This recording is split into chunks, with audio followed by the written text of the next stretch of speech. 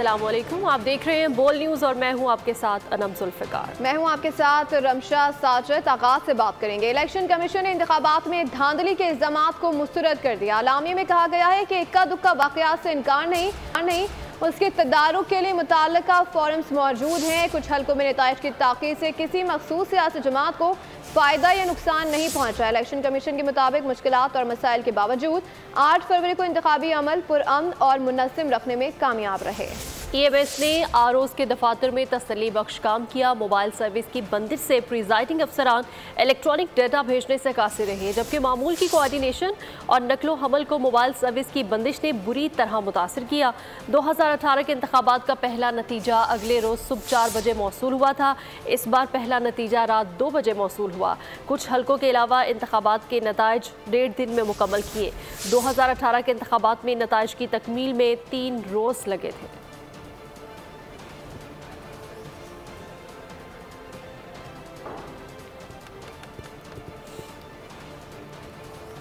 इस्तेकाम Pakistan party के chairman Jahangir Khan Tareen ने party ओहदा छोड़ने के साथ सियासत से किनारा कशी का ऐलान कर दिया। सोशल मीडिया प्लेटफॉर्म एक्स पर जहांगीर खान तरीन ने इंतखाबात में कामयाब होने वाले तमाम उम्मीदवारों को मुबारकबाद दी है। उनका कहना था कि इस्तेकाम पाकिस्तान पार्टी के तमाम अरकान का शुक्रिया अदा करता हूँ। अपनी तरफ से मुल्क की तरक्की की कोशिश इनफरादी सतह पर करता रहूँगा।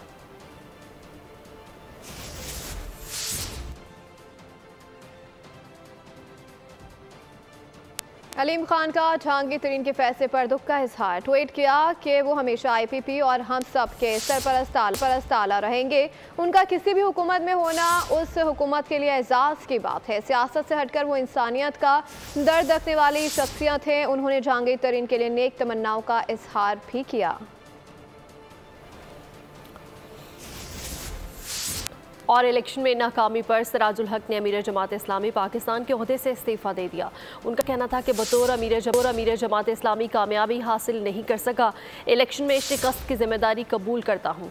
भरपूर कोशिश और मेहनत के बावजूद इंतखाबात में मतलूबा कामयाबी नहीं दिला सका। सेक्रेटरी जनरल जमात इस्लामी अमीरुल अजीम ने शुरा का इजलास 17 फरवरी को सुबह 10 बजे मंसूरा में तलब कर लिया। इजलास में इस्तीफ़े के बाद की सूरत हाल का जायज़ा लिया जाएगा। पुरअमन एहतजाज लोगों का हक है, जमहूरियत का हिस्सा है। अनारकी की इजाज़त नहीं देंगे। फसादियों को कानून के मुताबिक डील किया जाएगा। निगरान वज़ीर आसिम अनवारुल्लाह काकड़ कहते हैं कि इंतखाबात के नताइज में ताख़ीर होना धांधली नहीं है। इंतखाबात में ताख़ीर बर्दाश्त हो सकती है, दहशत गर्दी नहीं। गैर मामूली हालात के बावजूद इलेक्शन का इनेकाद बड़ी कामयाबी है। दहशत गर्दी का अब भी सामना कर रहे हैं। मज़ीद बोले कि 2018 में नताइज 66 घंटे में मुरत्तब हुए। इस बार 36 घंटे लगे। 2.5 घंटे में तासुर बना या नताइज तब्दील हो गए। नई हुकूमत को पुरअमन तरीके से इक़्तिदार की मुंतकली होगी। इलेक्शन वाले दिन मोबाइल सर्विस बंद थी क्योंकि दहशत गर्दी के शवाहिद थे।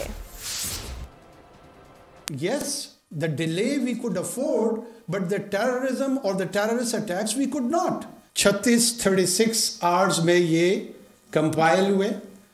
2018 में हो सकता है किसी को याद ना हो, फिर मैं बता देता हूँ 66 आवर्स में हुए थे। पहले 2.5 घंटे में ये perception social media digital media के जरिए बना दी गई कि वो जी स्वीपिंग इलेक्शन को रिक कर दिया गया है, चेंज हो गए results. My assessment is probably with in maybe 8 to 9 days, 10 days, whatever. It depends on the political negotiations and the rest of the things. रोना यही है कि एहतजाज का जो ये रवैया, ये तरीक़ाकार है, ये दुरुस्त नहीं है। ये अनारकी की सूरत हाल और क्या उसकी सूरत हाल होती है, उसको कोई भी हुकूमत इजाज़त नहीं दे सकती, ना हम देंगे। पंजाब में हमारी तादाद 146 हो चुकी है। आज 150 की तादाद मुकम्मल कर लेंगे। सूबे में सादा अक्सरियत हासिल कर चुके हैं। अता तारड़ की जानब से दावा किया गया है। उन्होंने कहा कि चंद सियासी पार्टीज़ की तरफ से नताइज पर तहफ़्फ़ुज़ात का इजहार किया गया। 20 से 25% नताइज पर कभी तकरीर नहीं की जा सकती। इधर तो हम तकरीबन सिंपल मेजॉरिटी अटेन कर गए हैं और हमारी तादाद 146 हो गई है। इसके बाद 2 सियालकोट के MPs मैं भी छोड़ के आया हूँ, उधर बैठे हुए हैं मॉडल टाउन में इस वक्त।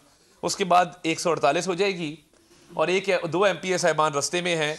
आज हम इंशाल्लाह ताला 150 का पंजाब में फिगर क्रॉस करके सिंपल मेजॉरिटी अल्लाह ताला के फजल से अटेन कर लेंगे। मुस्लिम लीग नून जो है वो वफाक में भी और पंजाब के अंदर भी सिंगल लार्जेस्ट पार्टी बन के उभरी है। इलेक्शन के नताइज के हवाले से जो अभाम पैदा किया गया चंद सियासी पार्टियों की तरफ से, आपने हतमी राय कायम करने की कोशिश की और ये तासुर देने की कोशिश की कि शायद कोई एक सियासी जमात जो है वो बाकियों से आगे है। महज 20 से 25% नताइज के ऊपर कभी भी तकरीर नहीं की जाती। इलेक्शन कमीशन ने कई कौमी और सूबाई हलकों के नताइज रोक दिए हैं। पंजाब और बलूचिस्तान के अहम हलके शामिल हैं। मेंबर निसार दुरानी ने कहा कि जो हार गया वो जश्न मनाए, जो जीत गया वो धांधली के इल्जाम लगा रहा है। ऐसा रवैया कब तक चलेगा? 26 हलकों के हतमी नताइज जारी न किए जाएं, इलेक्शन कमीशन का हुक्म। कौमी और सूबाई असेंबलियों के हलके शामिल NH56 और 57 रावलपिंडी, NA52 और 53 रावलपिंडी, NA60 जहलम, NA69 मंडी बहाउद्दीन, NA126 और 127 शामिल। NA87 खुशाब के हतमी नतीजे को भी जारी करने से रोक दिया। इलेक्शन कमीशन के रूबरू इंतखाबी उजरदारियों पर समाअत हुई। PB14 Nasirabad, PB44 Quetta, PB33 Gujarat, PP126 Jhang और PP128 झंग का हतमी नतीजा जारी करने से रोक दिया। इलेक्शन कमीशन ने PP4 अटक, PP121 Toba take Singh, PP279 लैया, PP43 मंडी Bahauddin, PP12 Rawalpindi, PP53, PP7 Sargodha, PP133 Nankana साहब, PP15 रावलपिंडी, PP17 रावलपिंडी और PP6 मरी के हतमी नताइज जारी करने से रोक दिया। मेंबर निसार दुरानी ने कहा जो हार गया वो जश्न मना रहा है और जो जीत गया वो धांधली के इल्जामात लगा रहा है। ऐसा रवैया कब तक चलेगा? हार और जीत जमहूरियत का हुस्न है। स्पेशल सेक्रेटरी इलेक्शन कमीशन ने कहा रिटर्निंग अफसरान ज्यादातर हलकों में हतमी नताइज जारी कर चुके हैं। इस मौके पर नताइज रोकने से अगले मराहिल ताखीर का शिकार होंगे। नून लीग की आदत पर तनकीद ना की जाए, शाइस्तगी का रवैया इख्तियार किया जाए। पीपल्स पार्टी ने रहनुमाओं को नून लीग मुखालिफ बयानबाजी से रोक दिया और कहा कि हुकूमत बनने से पहले नून लीग से ताल्लुकात बेहतर किए जाए।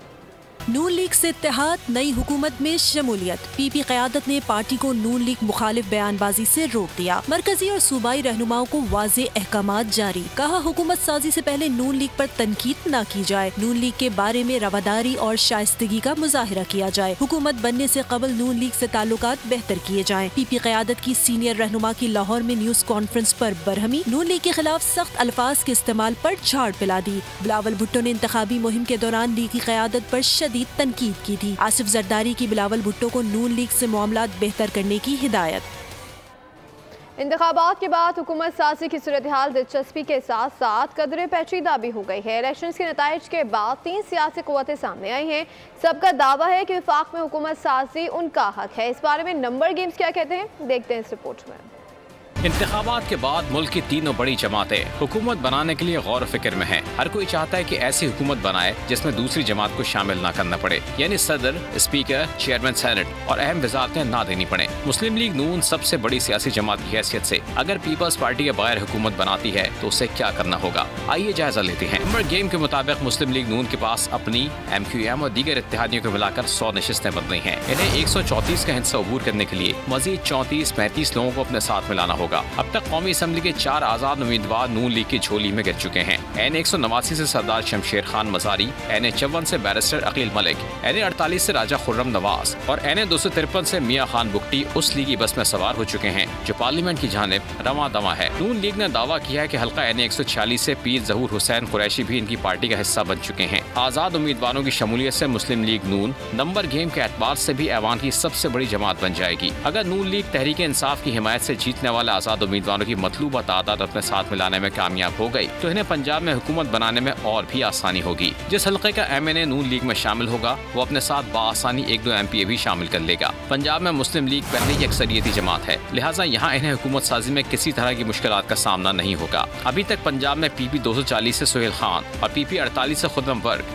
नून लीग में शामिल हुए हैं, जबकि दीगर आजाद उम्मीदवारों के साथ राब्ते जारी हैं। अगर वफाक और पंजाब में मुस्लिम लीग नून की मजबूत हुकूमत हुई तो मईशत का पहिया एक बार फिर चल पड़ेगा, क्योंकि माजी में तरक्याती मंसूबे पार्टी की पहचान रहे हैं। 90 की दिहाई में मोटरवेज की तामीर हो या 2013 में CPEC का आगाज, लोड शेडिंग का खात्मा हो या पीली टैक्सी और लैपटॉप स्कीम, लीगी अदवार में मेट्रो बसें, ऑरेंज ट्रेन, अंडरपास और सड़कों की तामीर के बड़े मंसूबे पाए तकमील को पहुँचे और इस सफर का आइंदा भी जारी रहना मईशत की अहम जरूरत है। खैबर पख्तूनख्वा का वज़ीर आला कौन होगा? तहरीक इंसाफ में डेडलॉक बरकरार है। अली अमीन गंडापुर सबसे मजबूत उम्मीदवार है। असद कैसर अपने भाई को वज़ीर आला बनाने की बात से हट गए। नामों पर इत्तेफाक ना हुआ तो प्लान बी के तहत वज़ीर आला का नाम सरप्राइज होगा। एक अनार 100 बीमार, वज़ीर आला केपी के लिए पीटीआई में इंतशार। बड़े मनसब के लिए बड़ी ग्रुपबंदी, मामलात में पेशरफ्त ना हो सकी, डेडलॉक बरकरार। अली अमीन गंडापुर सबसे मजबूत उम्मीदवार। आतिफ खान, असद कैसर और शहराम तरकई एक ग्रुप का हिस्सा। आतिफ खान ग्रुप शकील खान का हामी है। असद कैसर अपने भाई आकिबुल्ला को वज़ीर आला बनाने की बात से पीछे हट गए। हजारा डिवीजन के मेंबरान मुश्ताक गनी या अकबर अयूब को वज़ीर आला बनाने के ख्वाहिशमंद। तैमूर झगड़ा नशिस्त हारने के बायस दौड़ से बाहर हो गए। पार्टी ज़राई का कहना है कि इन नामों पर इत्तेफाक ना हुआ तो प्लान बी तैयार है। प्लान बी में वज़ीर आला का नाम सरप्राइज होगा। बलूचिस्तान में वज़ारत आला का ताज किसके सर पर सजेगा? उम्मीदवार मैदान में आ गए हैं। असलम रईसानी, सादिक संजरानी, जाम कमाल, सरफराज बुगटी और राना सनाउल्लाह ज़हरी वज़ीर आला की दौड़ में शामिल हैं। बलूचिस्तान का नया वजीर आला कौन होगा? बड़ी कुर्सी के लिए बड़ा मुकाबला शुरू हो गया। असलम रईसानी, सादिक संजरानी, जाम कमाल, सरफराज बुगटी और सनाउल्लाह ज़हरी के नाम सामने आ गए। पीपल्स पार्टी के नवाब सनाउल्लाह ज़हरी और सरफराज बुगटी भी दौड़ में शामिल। नून लीग के जाम कमाल भी वज़ीर आला के मनसब के ख्वाहिशमंद। जमीयत उलमा इस्लाम के नवाब असलम रईसानी भी वज़ीर आला के उम्मीदवार। BAP को वज़ारत आला का मनसब मिला तो सादिक संजरानी उम्मीदवार होंगे। वज़ारत आला के लिए सूबे की बड़ी सियासी जमातों के दरमियान दावतों का सिलसिला शुरू हो गया। पीपल्स पार्टी, JUI और नून लीग एक सूबे में ज़्यादा नशिस्तें हासिल करने में कामयाब रही हैं। और सिंध का वज़ीर आला कौन होगा? मुराद अली शाह मजबूत उम्मीदवार बनकर सामने आ गए हैं। काबीना में चंद तब्दीलियों के साथ पुराने चेहरे ही सामने आएंगे। ख़वातीन भी कलमदान संभालेंगी। वजीर आला सिंध कौन? सूबे में हुकूमत साजी के लिए पीपल्स पार्टी सरगर्म। मुराद अली शाह तीसरी बार वजारत आला के मजबूत उम्मीदवार। काबीना में चंद तब्दीलियों के साथ पुराने चेहरे ही सामने आएंगे। जराये के मुताबिक शर्जील इनाम मेमन, नासिर हुसैन शाह, सईद गनी के पास अहम वजारतें होंगी। लियाकत आसकानी और सरदार शाह भी वजीर होंगे। मुकेश कुमार चावला मखसूस नशिस्त पर वजीर बनेंगे। खवातीन भी अहम कलमदान संभालेंगी। काबीना का हतमी फैसला पीपल्स पार्टी की आला क़यादत मुशावरत के बाद तय करेगी। इंतखाबी नताइज को चैलेंज करने का सिलसिला जारी है। आज़ाद उम्मीदवारों ने MQ पाकिस्तान के रहनुमा ख्वाजा इजहार फारूक सत्तार और मुस्तफ़ा कमाल समेत दीगर की कामयाबी सिंध हाई कोर्ट में चैलेंज कर दी है। जमात इस्लामी के उम्मीदवारों ने भी सिंध असम्बली के हल्कों के नताइज के खिलाफ अदालत से रुजू कर लिया। इंतखाबात का मरहला मुकम्मल, कई हलकों के इंतखाबी नताइज चैलेंज। NA 247 से MKM की ख्वाजा इजहार की कामयाबी चैलेंज। NA 242 में मुस्तफ़ा कमाल की कामयाबी के खिलाफ आज़ाद उम्मीदवार दवा खान साबिर अदालत चले गए। NA 244 से फारूक सत्तार की कामयाबी के खिलाफ दरखास्त आज़ाद उम्मीदवार आफ्ताब जहांगीर ने दायर की। NA 237 पर पीपल्स पार्टी के असद आलम नियाजी की कामयाबी के खिलाफ आज़ाद उम्मीदवार जहूर महसूद एडवोकेट ने भी अदालत से रुजू कर लिया। जमात इस्लामी के उम्मीदवार ने सिंध असम्बली के 4 हलकों के नताइज के खिलाफ दरखास्त दायर कर दी। PS 104, PS 123, PS 124 और PS 126 शामिल हैं। PS 120 के नताइज के खिलाफ आज़ाद उम्मीदवार सईद शफीक ने अदालत का दरवाजा खटखटा दिया। PS 110 से MKM के मोइद अनवर की कामयाबी भी चैलेंज कर दी गई। और हाफिज तैमूर रहमान सिंध असम्बली में अपनी सीट से दस्तबरदार हो गए। कहा PS 29 की सीट वापस कर रहा हूं। इस पर आज़ाद उम्मीदवार सैफ बारी जीते हैं। जो जीता है उसे जीतने दो, खैरात की सीट नहीं चाहिए। न्यूज़ कॉन्फ्रेंस में कानूनी जंग लड़ने का ऐलान भी कर दिया और कहा कि इलेक्शन कमीशन ने कौम के 30 अरब रुपए ज़ाया कर दिए। बदतरीन धांधली की गई। कभी इम्कान था मेयर कराची के इंतखाब के बाद जनरल इलेक्शन में भी फ्रॉड होगा। वाज़े तौर पर कही थी कि जमात इस्लामी को एक वोट भी इजाफी नहीं चाहिए, और जमात इस्लामी का अगर कोई एक वोट भी नाजायज तरीके से आएगा और हमें नाजायज तरीके से अगर कोई हमें लॉलीपॉप देके जिताना चाहेगा तो हम वो कबूल नहीं करेंगे। मेरी सीट पे जो PS 129 है उस पे मेरे वोट शो किए गए फॉर्म 47 जो इलेक्शन कमीशन ने जारी किया वो शो किए गए हैं 26,000, जबकि एक्चुअली मुझे 30,464 वोट मिले हैं, लेकिन मुझसे ज्यादा वोट आजाद उम्मीदवार जो PTI के हैं उनको मिले। और मैं इतना ज़र्फ रखता हूं कि मैं इस बात का ऐलान करता हूं कि PTI वहां पर उसका हिमायत याफ्ता आजाद कैंडिडेट जीता है और मैं इस सीट को अवेल नहीं करूंगा। मैं इस सीट को अवेल नहीं करूंगा। मैंने कौम से वादा किया था, मेरी जमात ने वादा किया था कि हम एक वोट भी इजाफी नहीं। सानिहा, 9 मई को दोहराने की कोशिश हो रही है। 9 मई जैसा वाकया करने की कोशिश की गई तो सख्त रद्द-ए-अमल आएगा। निगरान वज़ीर आला पंजाब मास्टर नकवी ने वार्निंग दे दी, कहा कि पुरअमन एहतजाज हर किसी का हक है, कोई नहीं रोकेगा। इंतखाबी नताइज पर एतराज़ है तो इलेक्शन कमीशन से रुजू करे, लोगों को वर्गला कर इस्तेमाल कर लिया जाता है। की गुफ्तगू हो रही है कि हम इस जगह पे ये करें और ये करें। हम नहीं चाहते कि ऐसे कोई वाक़यात दोबारा हों। आपके पास एक प्रोसेस है, आप ज़रूर करें, जो आपका कानूनी राइट है वो ज़रूर इस्तेमाल करें, लेकिन किसी भी सूरत में कोई तरीका नहीं होगा कि कोई उस तरह का इंसिडेंट रिपीट हो जाए। मैं उन लोगों को वार्न भी करना चाहता हूँ, जो लोग ये कर रहे हैं, डेफिनेटली जो इन्फॉर्मेशन और सारा कुछ है वो कुछ प्रूव्स है, तो वो कोई ऐसी हवाई चीज़ नहीं है। लोगों को वर्गला के आप इस्तेमाल कर लिया जाता है, उसके बाद उस टाइम पता नहीं चलता कि क्या कर रहे हैं। ओपनली पब्लिक को एडवांस बताना चाह रहा हूँ कि अगर कोई आपको इस तरह के ट्रैक पे लेके जाए तो खुदारा उस चीज़ पे ट्रैप में ना जाए। पुरअमन एहतजाज हर एक का राइट है, बिल्कुल करें, कोई नहीं रोकेगा, लेकिन अगर किसी के जहन में कोई चीज़ है कि हम दोबारा कोई 9 मई टाइप चीज़ करेंगे तो उसका बंदोबस्त मैं बता रहा हूँ उससे 4 गुना ज़्यादा होगा। Welcome back. Lahore high court के इलेक्शन कमीशन से फॉर्म 47 के खिलाफ आने वाली तमाम दायर दरख्वास्तों का रिकॉर्ड तलब कर लिया गया है। इस्तफसार किया जो दरख्वास्तें हाई कोर्ट में आई हैं, क्या इलेक्शन कमीशन उनकी समाअत आज ही कर सकता है? मजीद कहा, क्या इन दरख्वास्तों की समाअत का हाई कोर्ट को इख्तियार है या नहीं। अदालत की इन मुकदमात से मुतल्लिका फोरम से रुजू करने की हिदायत।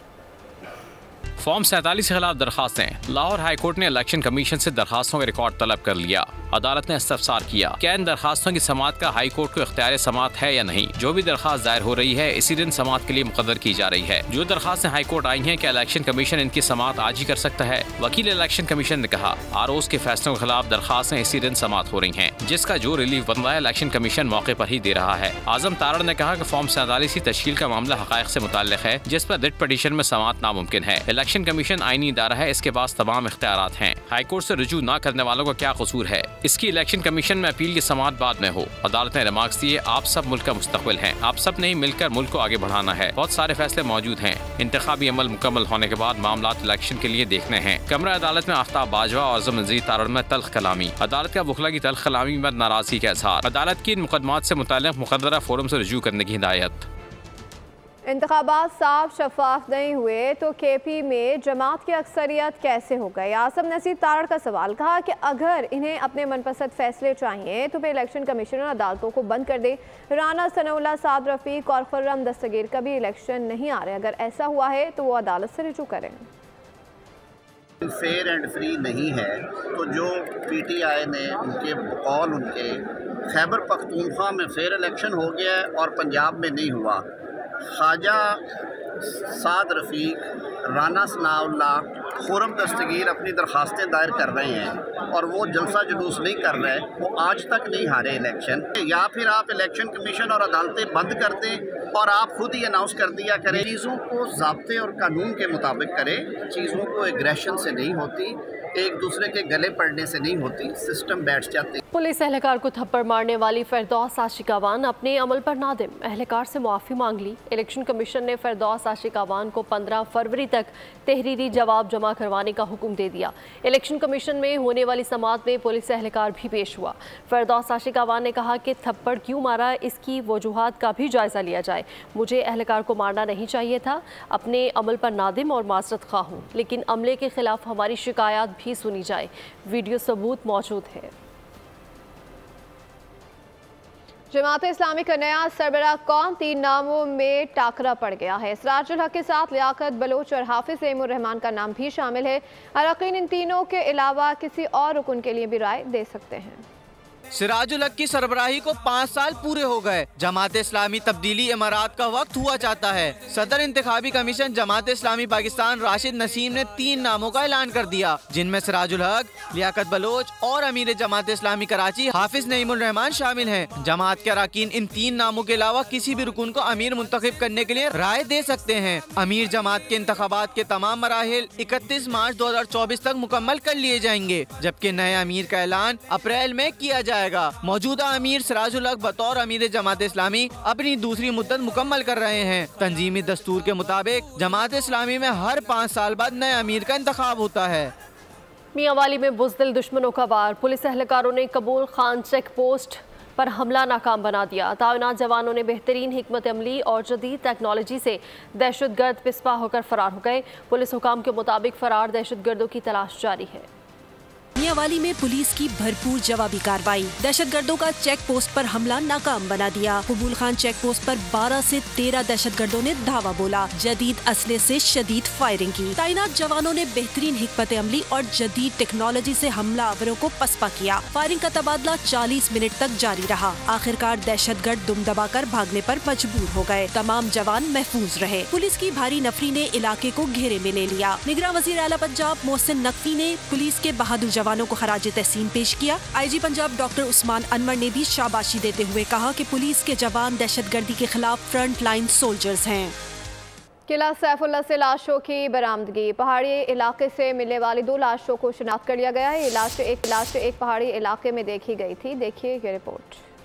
बलूचिस्तान के किला सैफुल्ला में पुरसरार वाकया, पहाड़ी इलाके से 6 लाशें बरामद हुई, जिनमें से 2 को शनाख्त कर लिया गया। मरने वालों में मुकामी क्रोमाइट माइंस के मालिक आसिम राहत और उनका मुलाजिम शामिल है। बाकी लाशों को अस्पताल मुंतकिल कर दिया गया, जहां शनाख्त का अमल शुरू किया जाएगा। पुलिस के मुताबिक ये लाशें किला सैफुल्ला के मुल्हिका पहाड़ी इलाके में देखी गयी थी। और कराची के इलाके 3 हट्टी की फूल मंडी में डाकू ने नौजवान की जान ले ली। शहरी से 1.5 लाख से जायद रकम लूट कर फरार हो गए। पुलिस के मुताबिक मकतूल जबरान कोरंगी का रिहायशी है। फूल की खरीदारी के लिए मार्केट आया था।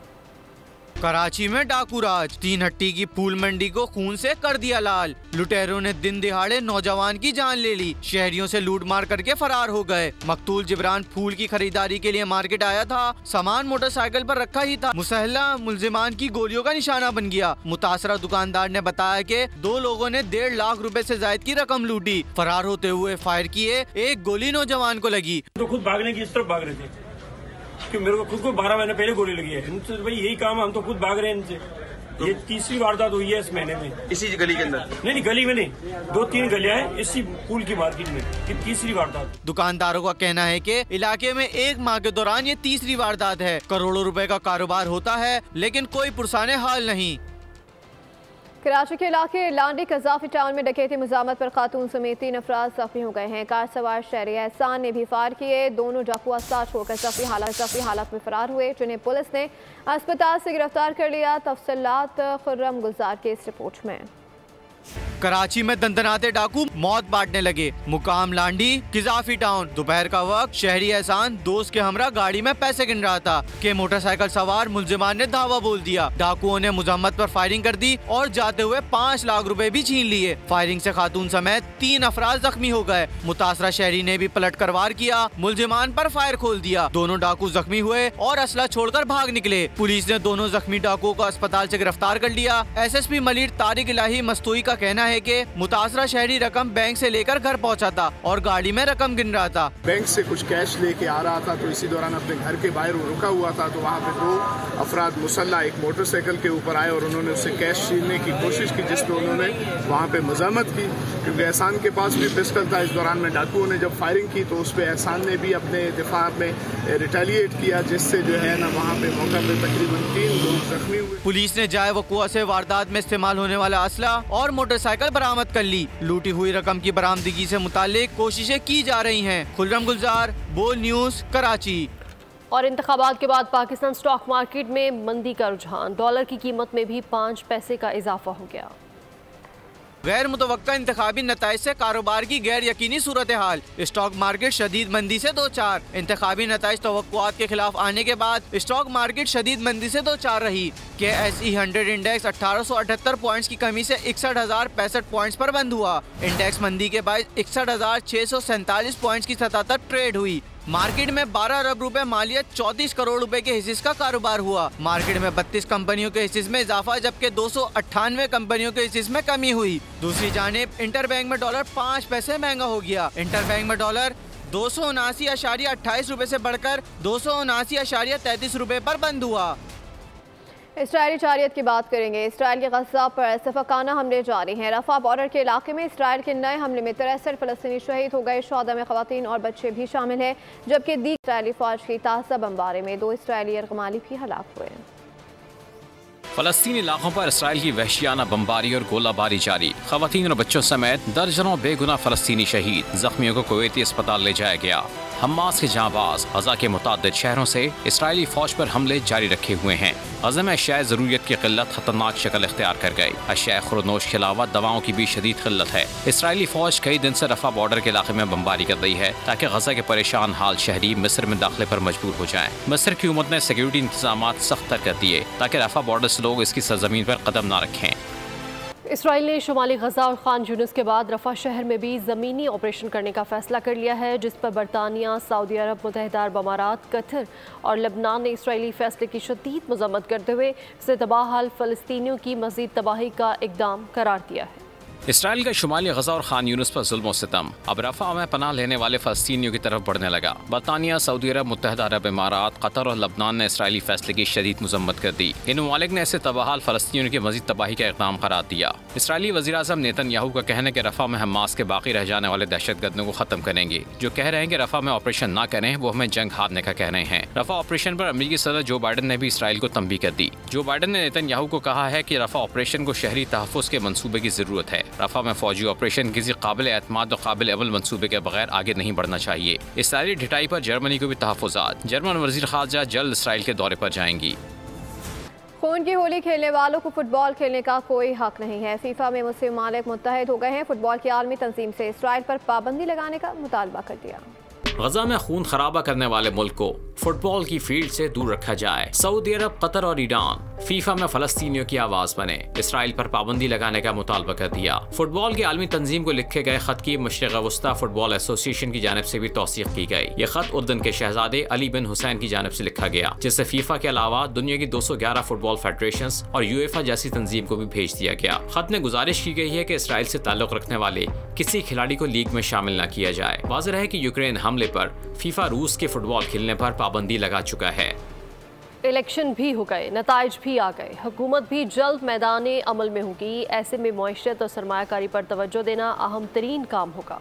3 बड़े फरीक हुकूमत साजी के अमल में हैं। इक़्तिदार में जो भी आएगा उसके कांधों पर मुल्क को मुआशी गिरदाव से निकालने की भारी जिम्मेदारी होगी। इंतखाबी नताइज के मुताबिक वफाक में इत्तेहादी हुकूमत बनने का इम्कान ज्यादा है। सियासी अदम इस्तेहकाम के बाइस मुआशी सरगर्मियों में कई माह से जुमूद तारी है, जिसका खात्मा जरूरी है। मुआशी सरगर्मियों को फरोग देने के लिए हुकूमत के पास फौरी ऑप्शन सरमायाकारी बढ़ाना और बरामदात में इजाफा है। नई मुंतखब हुकूमत को दुनिया भी तस्लीम करेगी और IMF, वर्ल्ड बैंक भी। सबसे हौसला अफजा बात यह है कि पाकिस्तान के मुआशी निज़ाम और एजेंडे की क़यादत SIFC यानी स्पेशल इन्वेस्टमेंट फैसिलिटेशन काउंसिल के पास होगी। पिछले बरस जून में कायम होने वाली ये खुसूसी काउंसिल सरमायाकारी फ़ज़ा को साजगार बनाने पर गामजन है। वजारतों की बाहमी रंजिशें, फरसूदा पॉलिसियों और विफाक और सूबों की लड़ाई में कारोबार बुरी तरह मुतासिर हुआ। न तो टैक्सेस का दायरेकार बढ़ा और न ही खजाने पर बोझ सफेद हाथियों की फरोख्त हो सकी। ऐसे में गर्दिशी कर्जे और गैर जरूरी सरकारी खर्चे अजाब की शक्ल इख्तियार कर गए। इन गुत्थियों को सुलझाने में SIFC ने अहम किरदार अदा किया, जिसका जारी रहना अहम तरीन जरूरत है। बैरूनी सरमायाकार इसी फोरम पर एतमाद करते हुए पाकिस्तान में सरमाया लगाने का इरादा रखते हैं। अगर ये सिलसिला चलता रहा तो जल्द पाकिस्तान मौशी गिरदाव से निकलकर तरक्की की शहरा पर दौड़ने लगेगा। PIA और डिस्को समेत खसारे में डूबे तमाम इदारों की निजकारी होगी, जिसकी मदद से ये फाल होकर अपने पैरों पर खड़े होंगे। कॉर्पोरेट इस्लाहात समेत टैक्सेस और कस्टम्स के निजाम को जदीद खतूत पर इस्तवार किया जाएगा। कारोबार चलेगा तो रोजगार मिलेगा और महंगाई कम होगी। मईशत तवाना होगी तभी पाकिस्तान मजबूत होगा। इलेक्शन के हवाले से लगने वाले सारे इल्जामात न सिर्फ गलत साबित हुए बल्कि मजमूई तौर पर अमन अमान बरकरार रहा, जिसका सहरा पाक फौज के सर जाता है। अब सियासी जमातों की जिम्मेदारी है कि वो इल्जाम तराशी से हटकर जमहूरियत को परवान चढ़ाएं और इदारों के साथ महाजराई से गुरेज करें। उम्मीद है कि अब पार्लियामेंट का हिस्सा बनने वाली जमातें इंतखाबी तनाज़ुआत से बालातर होकर हुकूमत साजी पर तवज्जो देंगी और कौम के मैंडेट के मुताबिक मुल्क को आगे लेकर चलेंगी। क्रिकेट के मैदान से खबर शामिल करते हुए आपको बताएं कि दूसरे वनडे में ऑस्ट्रेलिया ने वेस्ट इंडीज़ को 34 रन से हरा दिया है। स्टार कैंगरू बल्लेबाज मैक्सवेल ने एक बार फिर यादगार इनिंग्स खेली है। सिर्फ 56 गेंदों पर 120 रन बना डाले। कार हादसा कीनिया के एथलीट की जान ले गया। कैल्विन कैप्टन के कोच भी हादसे में हलाक हो गए। हादसे का शिकार होने वाली गाड़ी की तस्वीर भी जारी कर दी गई है। तेज दौड़ता था, उसे तेज रफ्तारी खा गई। सवार का क्या हशर हुआ होगा। गाड़ी की हालत से अंदाजा लगाएं। लंदन में हुए हादसे में कैल्विन कैप्टन नहीं रहे। कीनिया के मैराथन के world record holder Kelvin Kiptum car हादसे में हलाक हो गए। हादसे में कैल्विन कैप्टन के कोच रवांडा के ग्रोआए साकेजीमाना बीचल बसे। बरतानवी मीडिया के मुताबिक कैल्विन कैप्टन कार चला रहे थे जो कंट्रोल से बाहर होने पर उलट गई थी। बात करें मौसम की, पहाड़ों पर बारिश और बर्फबारी। मुल्क के बालाई इलाकों में ठंड ने डेरे डाले हैं। कई मकामात पर पारा नुक्ता इंजमात से गिर गया है। सिंध और बलूचिस्तान में भी सर्दी ने शहरियों के दांत बचा दिए। बलूचिस्तान के मगरबी इलाकों में गरज चमक के साथ बारिश का इम्कान है। मुल्क के बालाई इलाकों में रुई के गालों की बरसात। पहाड़ों ने बर्फ की सफेद चादर ओढ़ ली। कई मकामात पर पारा मनफी रिकॉर्ड किया गया। झीलों दरियाओं में जमा पानी बर्फ बन गया। गिलगित बल्दिस्तान बदस्तूर शदीद सर्दी की लपेट में। बालाई इलाकों में बारिश और बर्फबारी वक्फे वक्फे से जारी है। आजाद कश्मीर में हर सू बर्फ ही बर्फ, मंजर हसीन हो गए। हालिया बर्फबारी के बाद राब्ता सड़कें ताहाल बहाल न हो सकी। मलका के हुसार मरी में बादलों और सूरज की आंख मचोली। सैयाह ठंडे मौसम में हसीन नजारों से लुत्फानंदोज होने पहुंच गए। सिंध और बलूचिस्तान में भी सर्दियों ने शहरियों के दांत बजा दिए। बलूचिस्तान के जनूब मगरबी इलाकों में तेज हवाओं के साथ आज गरज चमक के साथ बारिश मुतवक्के है। कराची में मौसम बतदरीज गर्म होने लगा। दिन के वक्त तेज धूप ने सर्दी का असर जायल कर दिया, जबकि रात में मौसम खुश्क रहने लगा। डोनाल्ड ट्रंप अमरीकी इत्तेहादियों को तबाह करने का प्रोग्राम बनाने लगे। रैली से खिताब में कहा, सदर बना तो रूस से कहूँगा जो नेटो ममालिक पैसे नहीं देते उन पर हमला कर दे, जिस पर नेटो सरबराह ने शदीद तशवीश का इजहार कर दिया। डोनाल्ड ट्रंप के नजदीक नेटो बेवकत। जनूबी कैरोलिना में रैली से खिताब में कहा, ये अस्करी इत्तेहाद अमरीकी मईशत पर बोझ है, हम इनका दिफा करते हैं। बदले में क्या मिलता है? जब मैं सदर था तो नेटो को एब्सोल्युटली नॉट कह दिया था। अब रूस से कहूँगा जो पैसे नहीं दे रहा इन्हें तबाह कर दे। अमरीकी सदर का यह बयान नेटो की सफों में हलचल मचा गया। नेटो के सेक्रेटरी जनरल स्टोल्टनबर्ग ने कहा, इस किस्म के बयानात से न सिर्फ नेटो की साख मुतासिर होगी बल्कि रुकन ममालिक एक दूसरे का दिफा करने के काबिल भी नहीं रहेंगे। ड्रम की धमक, रक्स और सुरों का संगम और रंगीनियों का मेला। ब्राजील में सालाना कार्निवल का आगाज हो गया है और सांपा परेड में शिरकत के लिए अमरीकी शहरी भी इसमें शिरकत कर रहे हैं। रियो डी जेनेरो में शामें हसीन और रातें रंगीन हो गईं। सामा डांस परेड में फ्लोट्स ने खूब रंग जमाया। ब्राजील के कदीम कबाइल की यादें ताज़ा कर दी। कार्निवल सीजन शुरू होते ही ऑस्ट्रेलियन शायकीन ब्राजील पहुंचे। रियो डी जेनेरो में सामा परेड की रिहर्सल की। बड़ा शानदार तजर्बा रहा। शहर का जोश और जज्बा देखने से ताल्लुक रखता है। रियो डी जेनेरो के बाद कार्निवल ब्राजील के दीगर शहरों का रुख करेंगे। यूं तफरी से भरपूर त्यौहार महीने भर जारी रहेगा। माहिरीन फल्कियात का सियारा ज़ोहल के चांद में समंदर दरियाफ्त करने का दावा। फ्रांसीसी माहिरीन का ख्याल है कि यहाँ ज़िंदगी पैदा हो सकती है, लेकिन उसका अंदाज़ा लगाना मुमकिन नहीं कि ऐसा कब तक हो सकता है। मेमास चूँकि बहुत छोटा सा चांद है, इसलिए पानी का ज़ख़ीरा भी बहुत छोटा है। ज़मीन पर मौजूद पानी के हजम के 1.4% ही बराबर होगा। अदाकार बिल पैक्सन तो अब दुनिया में नहीं रहे, लेकिन उनकी शाहकार फिल्म ट्विस्टर भुलाई नहीं जा सकती। और अब कुदरती आफत की सबसे ज़्यादा खौफनाक और तबाह शक्ल पर नई फिल्म ट्विस्टर्स का ट्रेलर जारी कर दिया गया। फिल्म जुलाई में रिलीज़ होगी। इसी के साथ ही न्यूज़ स्टूडियो से फिलवक्त इतना है। मज़ीद बाखबर रहने के लिए विजिट कर सकते हैं हमारी वेबसाइट bolnews.com। देखते रहिए बोल।